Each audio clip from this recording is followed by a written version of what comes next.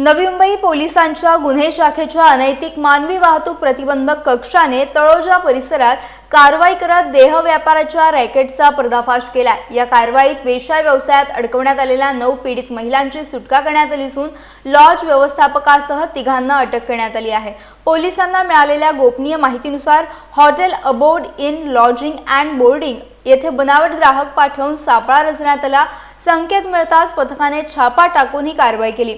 तपासात लॉज व्यवस्थापक बलराम गोडा, वेटर गिरीश पुजारी आणि वेटर कृष्णराज रितेश कुमार पाटील हे ग्राहक उपलब्ध करून देण्यासाठी मध्यस्थी करत असल्याचे समोर आले।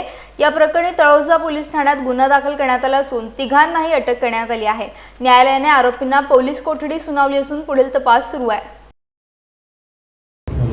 नवी मुंबई पोलीस आयुक्तालयाच्या अनैतिक मानवी वाहतूक प्रतिबंधक विभाग जो AHTU विभाग आहे यांच्या जे सिनियर पी आहेत गजानन कदम यांना माहिती मिळाली की हॉटेल अबॉर्ड इन या ठिकाणी महिलांचा वेश्या व्यवसायाचा अनैतिक व्यवसाय चालतो। त्यानुसार त्यांनी त्या ठिकाणी छापा टाकला आणि 9 पीडित महिलांची सुटका केली।